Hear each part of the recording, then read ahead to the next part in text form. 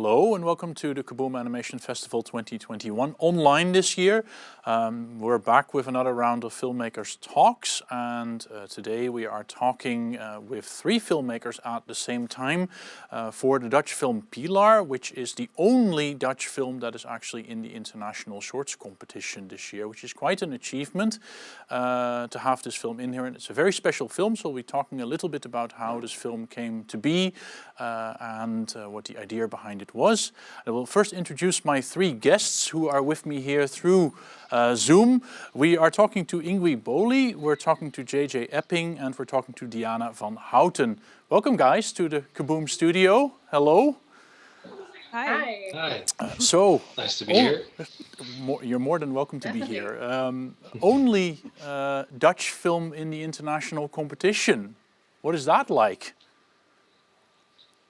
Really strange. Yeah, it was a surprise. It feels like a surprise because you're thinking, is this because maybe a lot of people from Holland are sending their own film next year because of Corona, or are we just is it this special, or well, it's just it's a good thing for us, of course, and we're really proud.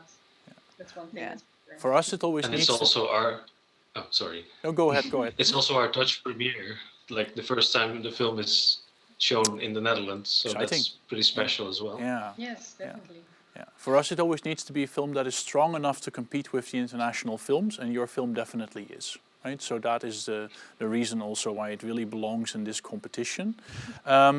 Many people will maybe not have seen the film yet when they see this interview. So I wondered, can you say a little bit, because it's a story that you wrote yourself as well. Can you say a little bit about how the story of the film of these two men were stuck in this sort of walled off part of the world, and we don't really know what's outside of that? How did this story come about?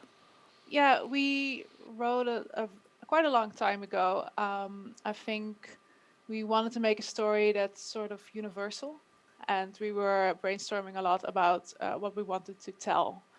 And we also had this sort of technique, this painted technique that we wanted to evolve and expand and just become like really good at it.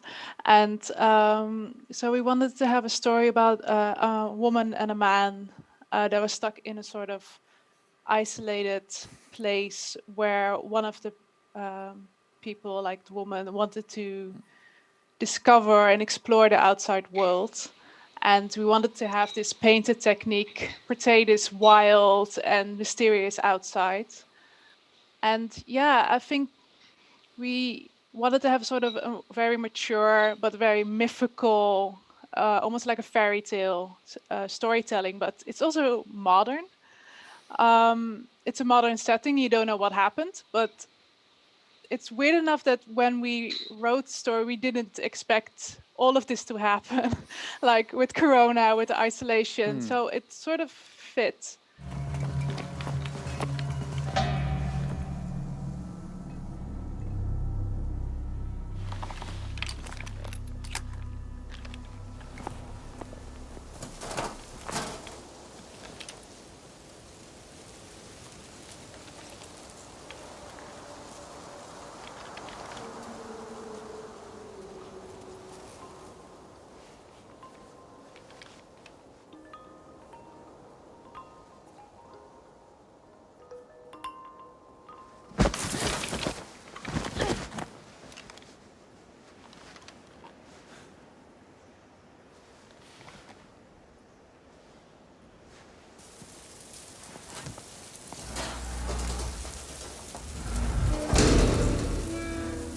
And the moment we finished with the entire process of this film, Corona sort of happened. So it was a weird coincidence. And for us, it was like, we already sort of explored how it felt to be isolated from the rest of the world and be afraid of what's outside. It's been a very natural process with just the three of us trying to So maybe the thing is that the story of Pilar is becoming an analogy of what is happening right now.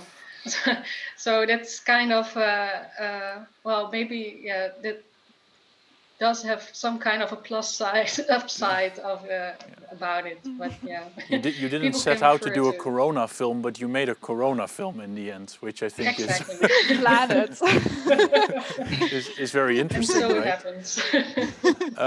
Coincidence. You said that the story developed over a longer period of time. Did you really write it together, or set off to write it together? Was it also the idea that this would really be a short film, or did you think first of it that maybe it would be something for television or a longer subject maybe? I think when Diana and I started with this film, we wanted to make a short story and we wanted to have a painted animation. And then we got Ingwie involved. We sort of roped them in. And gradually we developed this story, and it was a lot more mysterious before. And we slowly developed in a more like beginning, middle, and end kind of story. But yeah, we wrote it together and we storyboarded it together, and we got a bit of help involved, and Yeah. it was a Yeah, very I think good process. yeah, I think the important thing for us was to tell a story about the relationship between humans and animals, and how do we correlate. Well, there are lots of myths and fables built on that relationship between people and animals, and I mean, it's definitely a metaphor. I think what you're trying to say. exactly. Yeah. It I works mean, very well yeah. with the fairy tale. I mean, lots of fairy tales are about transformations, right? So I Yeah. think that fits in very well with this film. Because you said you also wanted to have a kind of metaphor about the relationship between humans and nature. Is there a kind of message in this film about this relationship, that there is something maybe wrong in this relationship right now, or? I think when we started designing the town they were in, it was definitely decaying, and the man in this story definitely wants to sort of keep structure in their life, like definitely with all this. You're gonna see it later on, maybe, hopefully. But he's very settled on keeping them together, keeping the structure together, and she is looking for a way out and discovering her more natural wild side. Yeah. I don't think we want to say that like one thing is bad and one thing is good, of way of how to live, but it's definitely about discovering what you want. So their relationship, and it's also with this man and this woman, their relationship doesn't last, and it can't last. And I think with humans and nature and animals and humans, and there's a lot of friction going on. Yeah. Oh yeah, and you have the male character has a very controlling idea. He wants to keep nature Outside. at a distance, Yeah. outside, and if anything happens to come inside, there's a whole system of warnings to keep it away and Yeah. not come into contact, because it's also dangerous and unpredictable as well. The Yeah. urge to sort of chain the beast in some sort of. Yeah, but then again, they are human themselves, so Yeah. the beast is always there somewhere. I think it's a very beautiful Yeah, I mean, analogy.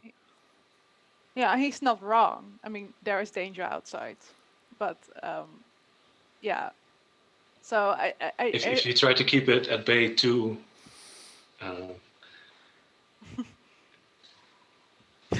much, if you want to control it too much, it becomes like suffocating in a way.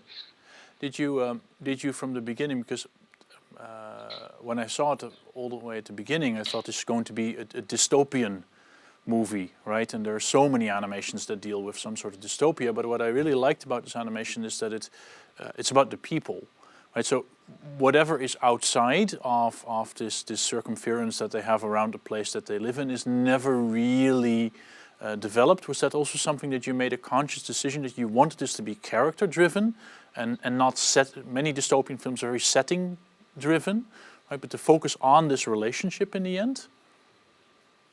It like the surroundings are just again a metaphor for the outside. The mysterious outside is what's going on in this woman's mind, in like what she's driven by, and the man is very much the village. So it's I think the setting was interesting for us because we wanted to make an interesting surroundings and we wanted people to be interested, like where are they, what happened. But yeah, it was definitely about the journey about the woman, like what she was going through and their relationship between the two of them. We haven't even talked about the technique yet, because this technique is really beautiful, right? And I know that you guys also worked on Hisko Hulsing's series Undone, which we screened last year, which also has a kind of painterly technique, but in a very different way, right? Hisko has his own way of painting. You have your own way of painting. Can you say something about this technique that you wanted to develop for this film, and that you wanted to use in this film? And we studied illustration and not animation. So actually, we were driven by painting and telling stories as illustrators. Well, you don't always need 3,000 or 4,000 frames to tell it, but just one. But we all three are very fascinated by animation as well. So that was the thing for us to take our own different style that we created as illustrators, and then develop it into a whole animation. So it was a very economical decision to make a short, because it's a lot of work, of course. But we really love painting it because it has great expression in ghosting that develops through making a painted animation. And we want that also to have it as our trademark for us as a studio, Moldybird Studio. It's actually quite simple if you know what stop motion animation is, because we stop motion animated the whole thing. So we first made a lot of 2D animation in TV Paint, and translated it with a stop motion program on a canvas.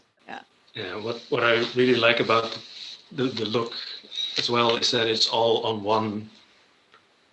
one plane. Like in a lot of animations, you composite afterwards. You make the characters and you make the backgrounds, but here it's on the canvas, both the characters and the background, so they really come together in a way that's hard to achieve otherwise. Yeah. So really, they don't remain separate elements, but they really become this connected thing, right? And I think that's very beautiful here. It becomes an organic image, right? And there are so many beautiful shots. And that also means that you have to commit to what you're painting. Yeah. Because we paint each frame over the last one, so once it's photographed, it's gone. It's buried under. You can't really make mistakes, no. Cannot put it on the wall afterwards, unfortunately. Well, you can put up the finished frame, but usually that's a really boring frame.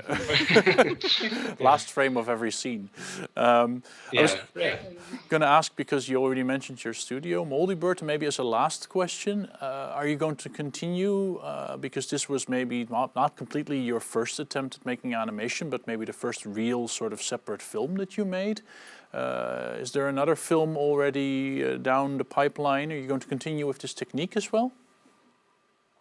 I think we hope so. I think there will be. Yeah, because Diana and I made a short before in this technique, and I think we were really happy with the result of this film, and we just hope maybe like one day we have another idea, another good story, and we were developing it sort of. Yeah. Well, we have some ideas, but We have yeah. some ideas. For Yeah. animation, it's always a long process. They all take time. Yeah. Yeah. Well, Guys. But yeah. definitely, yeah. At the moment, we're also working on Anansi the Spin, the Dutch animation series, and Illustrator. Also about animals and fables. Also about animals and fables. So it's we're really close to our interests and what we love to work on. And this will be for Dutch television, and so Illustrator asked us to do the designs, and we work on the layouts, backgrounds. And we hope to be it to be a success. So that's what we're also working on at this moment. And next to that, also season 2 of Undone. So still working with Hisco as well, which is a lot of fun. So you'll be seeing from us. Lots of very good soon, things I down the think. pipeline for Moldy Bird. That sounds really good. Yeah. That's all we have time for now. So at the festival, you still have time until the end of April 5th to watch the film Pilar that we just talked about. And that film is in the International Shorts Competition, the only Dutch film to be so.